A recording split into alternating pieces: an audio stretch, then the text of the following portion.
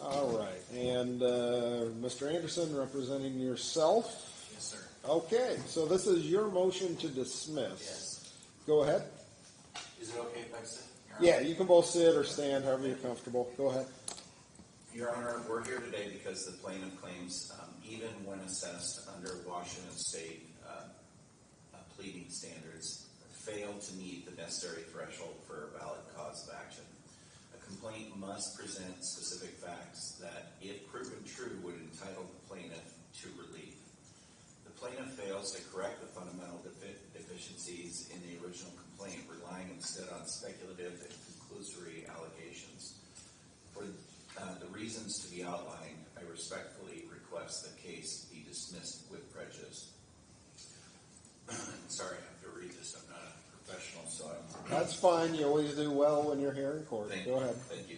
To survive a motion to dismiss, the complaint must offer specific facts that connects the defendant's actions to the alleged harm. Haberman v. WPPSS in 1987, quote, a complaint must allege specific facts which, if true, would entitle the plaintiff to relief. Mere conclusory allegations or speculative statements are not sufficient, unquote. The plaintiff has not done so here. Their claims are speculative, lacking any factual support that ties my actions to trespasses alleged at WinCo. Even under the lenient standards for dismissal, speculation alone cannot sustain a case. The plaintiff attempts to argue, I'll call an implied agency relationship theory between myself and the alleged signature gatherer, because their whole case really hangs on that, this theory. As reiterated in their opposition response, which only exists from their claim because no facts are alleged, as stated in Perez v. Van Groningen and Sons, quote, for an agency relationship to exist, the principal must have control over the specific task being performed by the agent, unquote. There's no evidence alleged that I directed or had command and control, yet the plaintiff filed the complaint erroneously claiming that I was paying signature gatherers on page 3 of their complaint, section number 14. And not only gatherers, but businesses for signatures. If employment was not necessary, as they claim now, to have established agency, then why did they put that forward in the complaint without evidence? That the plaintiff referenced the PDC filings, page 1, section 2, that also demonstrates that no person was being paid for signatures. So why did they make this claim? When they reviewed my website, reformclarkcounty.com, they found no indication whatsoever that I offered payment or paid anyone or businesses or signatures, which, if this was truly a strategy, would be made clear. Yet they made that claim. But why? Because it's an important detail which codifies agency, which will directly tie me to an alleged actions taken by a lone signature gatherer. By the way, all the other cases that the plaintiff cited that submitted in their temporary restraining order and other documents as an affidavit were cases with paid signature gatherers, which we'll come back to in just a second. However, under Washington law, agency requires both consent and control over the third party's actions. There is no evidence alleged in plaintiff's complaint that I exercised any control over the actions of the signature gatherers. Your Honor, I'd like to go back to this paid for signatures claim, page 3, number 14, under the facts section.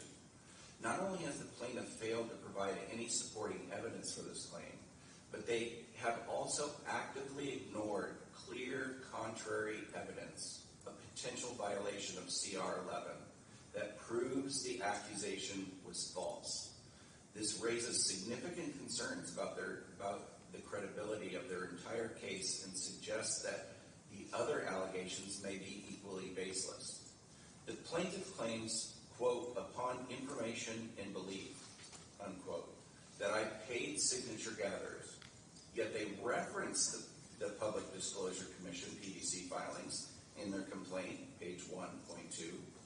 And these filings clearly show no payments were made to signature gatherers. In my website, my public social media, which I'm rather opinionated, so I'm not shy about those views, no evidence of offering or paying for signatures, but evidence to the contrary. By failing to acknowledge these, despite referencing those filings and others, the plaintiff either neglected their duty under CR 11 to investigate the facts or knowingly advanced a false claim. This failure undermines the credibility of their allegations. CR 11 requires that claims be supported by reasonable inquiry, which the plaintiff clearly ignored. Their speculative allegations cannot survive CR 12b-6, and I respectfully request dismissal of these grounds. If Your Honor, if you'd like, I'd like to just bring up some of the points that they have alleged. Sure. Yeah, you can respond to the statements or the arguments they've made. Okay, so they say, I'm the sponsor of the petition. Yes, I am. Because county officials requires there be a sponsor and a name affiliated with the content, so voters who have questions or know who's putting it forth is informed. The fact that I'm a sponsor would only be relevant, Your Honor, if the plaintiff had issues with the content of the petition, but that's not their claim here. The plaintiff alleges that the website that I published, that's referenced on page 3, number 12, where I inform people of the petition itself, encourage activism respectfully and lawfully, engage, reform, encourage people to exercise their First Amendment rights, something that the plaintiff wants and hopes the court will completely ignore in this situation. Somehow this demonstrates agency or is evidence of agency or is proof of a master-servant relationship.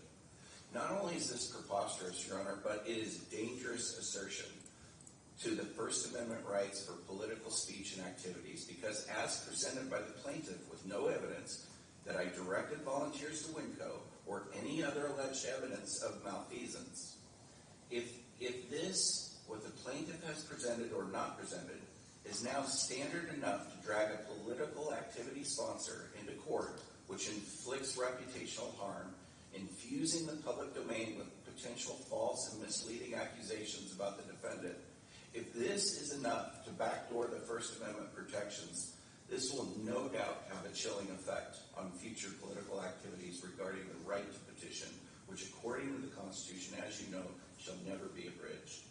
Merely providing general encouragement for lawful political activities or by being a sponsor of an initiative is not enough to establish agency.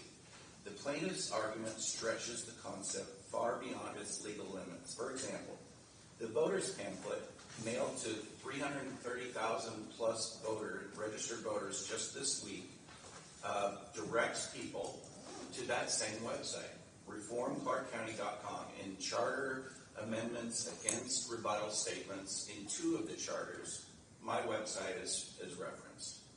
Does that now mean I have command and control over 330,000 voters, especially those who might follow my recommendations or encouragements to votes in particular issues or candidates? Of course not. But that's the kind of logic or theory the plaintiff is relying on. Also, Your Honor, the petition or the petition materials alluded to in the plaintiff's complaint, page 3, number 12, support my motion to dismiss, because at the bottom of every signature petition is an affidavit to which those that collect signatures take full legal responsibility for their signatures collected. Additionally, Your Honor, my First Amendment rights are not just implicated, but are front and center here, and they really hang in the balance, something that the plaintiffs so far in their filings have disregarded. Washington courts have consistently upheld the right to political advocacy. The plaintiff has not presented any facts to suggest that my advocacy crossed into unlawful conduct, and holding me liable for protected political speech would set a dangerous precedent. The plaintiff reliance on WPI 50.03 entitled Titus v. Tacoma Smeltermen's Union Local is misplaced. Both cases involved our employer-employee relationships with clear chains of command. Here, there is no such in existence. The plaintiff may try to rely on future select portfolio management, the Tremont Group Holdings. But this case is not fully applicable. Future select involved commercial fraud in financial dealings, whereas this case concerns First Amendment protected political activities. Courts are particularly protective of political speech, and speculative claims are not sufficient to survive CR 12b6 motion in such context. The plaintiff's reliance on hypothetical or speculative facts does not satisfy the heightened scrutiny required involving constitutional rights. The plaintiff also asked for discovery, but discovery is not a tool to find a claim where none exists. Discovery is not warranted when the complaint itself fails to establish a viable claim. The plaintiff has already requested contact information of signature gatherers and all my communications and documents of those practicing First Amendment activities, which I believe violates their and my First Amendment rights. The plaintiff seeks discovery not to explore legitimate factual disputes, but to compensate for the absence of any initial evidence supporting in their accusations. Allowing this case to proceed would be tantamount to granting the plaintiff an unwarranted fishing expedition, and if allowed, will most certainly chill political activity efforts as a consequence, which must be seriously considered. Finally, Your Honor, the plaintiff's opposition response conclusion, page 6. They reference an alleged agency relationship between myself and LGW, Let's Go Washington, I assume, and TDM, a company set up by LGW to pay signature gatherers. There is no evidence whatsoever connecting me to either LGW or TDM. This error, no matter the cause, highlights a broader problem with the plaintiff's case. They rely on assumptions and speculative accusations without any factual foundation. The complaint itself accuses me of paying signature gatherers without evidence or alleged support, which they hope will help solve the agency problem. But in their opposition, they fail to back this claim up, which is essential to proving it. The fact is, as I provided in my affidavit, I did not compensate anyone for gathering signatures, and let me add, nor did I have any involvement with LGW or TDM. This alone shows that their allegations are based on conjecture, not evidence. But it also shows that the past successes of their case are all referenced were involving paid signature gatherers from what I can see, which is not reality in this situation, which leaves their cut and paste approach deficient. In conclusion, the plaintiff's case is based on speculation, at times reckless, and in violation of CR 11, and lacks the factual basis required to proceed. There's no evidence of agency relationship, no alleged evidence of unlawful conduct. For these reasons, I respectfully ask the court to dismiss with prejudice. Thank you. One question, I think, before I hear from Mr. Tyler. You acknowledge that under the standard I have to apply to this particular motion under Civil Rule 12 that I have to take the allegations that are identified in the complaint as true at this point, right? Correct. There's a very early preliminary stage in process. Yes. So I understand you dispute some of the allegations that are identified in the complaint, but for the analysis of where we are procedurally right now, don't I need to accept those allegations as being true? Well, I believe, Your Honor, under this review, because the motion to dismiss is an option with, as you said, the guardrails. What I'm challenging isn't necessarily the specifics of their evidence, but their lack thereof, and that their claim is deficient. Okay. So that's what I'm trying to address, not trying to litigate potential evidence that will come out. All right. Mr. Tyler, your response. Thank you, Your Honor. I'll just start off the conclusion paragraph in our opposition So references to LGWTD, and that is just sloppiness on my part, Your Honor. We had a similar motion to dismiss in another jurisdiction that I copied and borrowed heavily from because it's very similar, and that was just sloppiness on my part, and I apologize for that. We do not believe he has any connections to LGW or TDM, completely separate matter. As noted, though, I'll go back.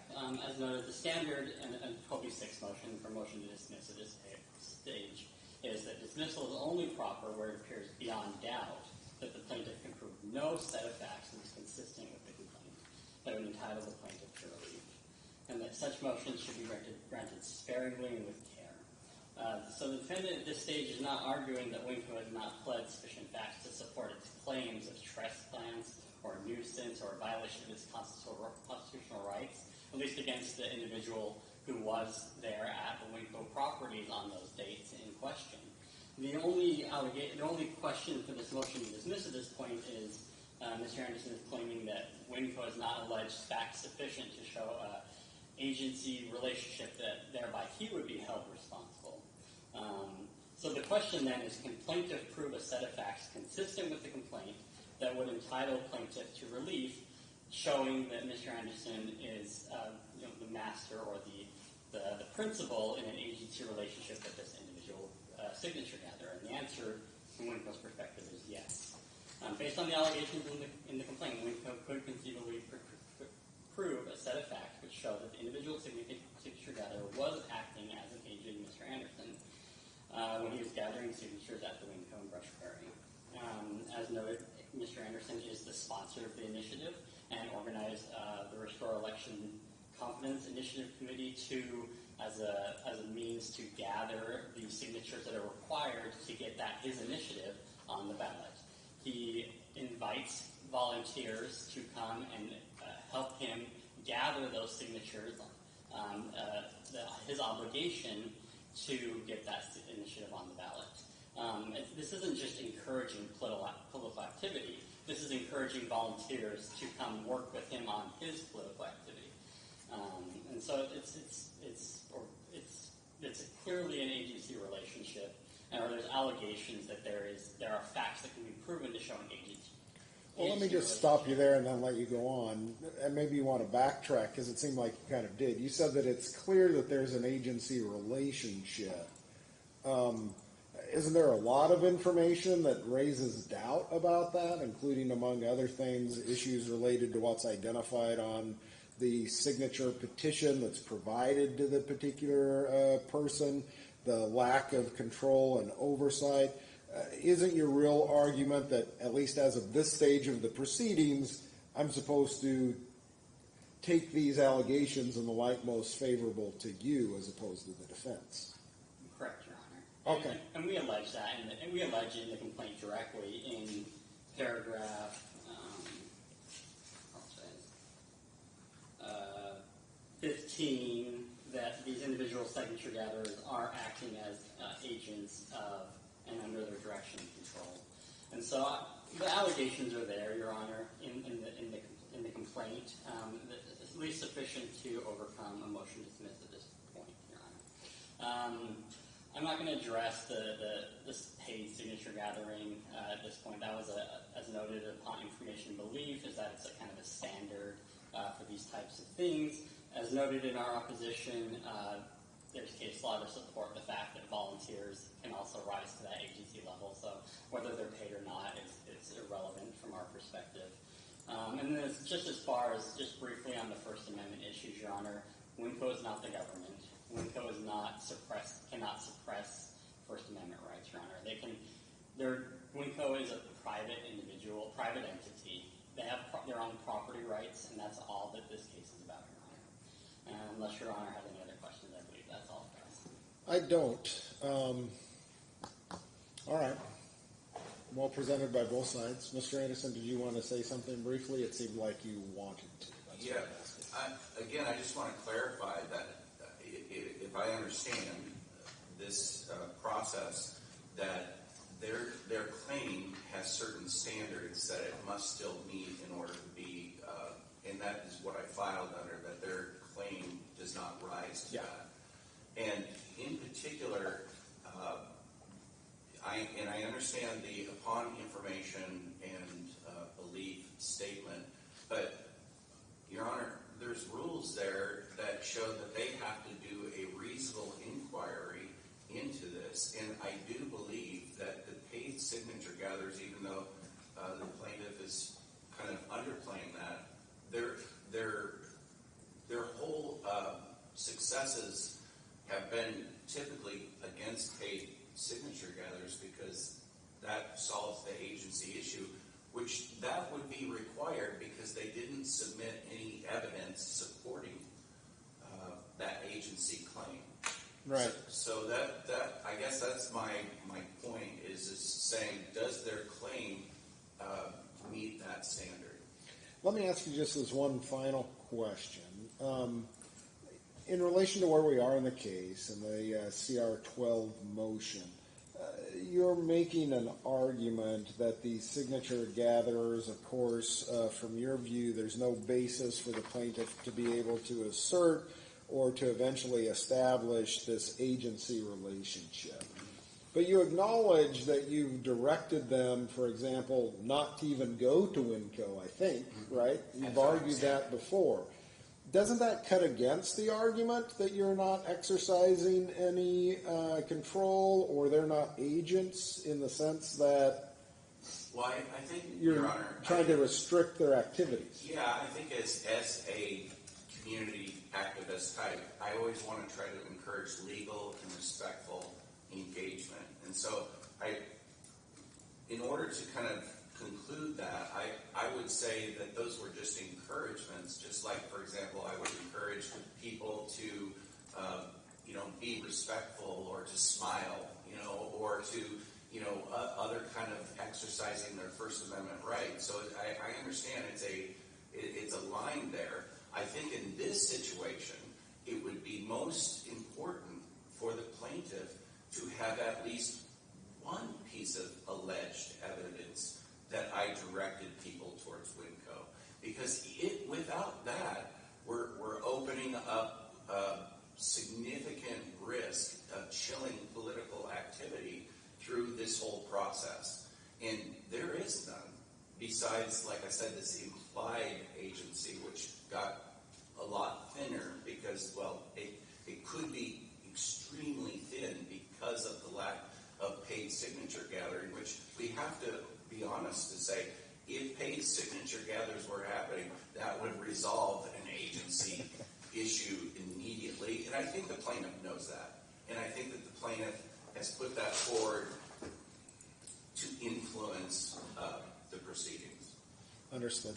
All right. This is where I'm going to go in relation to this motion. We've talked about, and you both understand the parameters and what's involved with the Civil Rule 12b-6 motion. The standard that's applied in relation to the burden that the non-moving party has to meet. Based on the complaint and the information that has been presented through it, based on the standards of applying with the court needing to identify the allegations as being true that are identified in the complaint, I'm going to deny the defendant's motion to dismiss. I think the pleadings meet necessarily that fairly low bar, I'm going to say, in relation to Civil Rule 12. I will say, and I'm not prejudging this case, I think there are strong arguments, Mr. Anderson, that you're making in the end factually as to where things play out in connection with this case.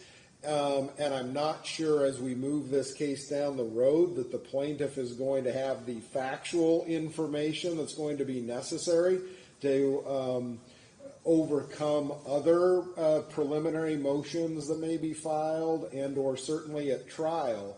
But given where we are here under Civil Rule 12, I think the plaintiff has enough to overcome that standard. So for those reasons, I'm going to deny the defendant's motion to dismiss, and then we're going to have to see how this takes us as we move through the next stages. Did you have a proposed order that you put together, Mr. Tyler? Okay. You were okay with it at this spot on the second page. You just signed, which just said you agree with how it looks, basically.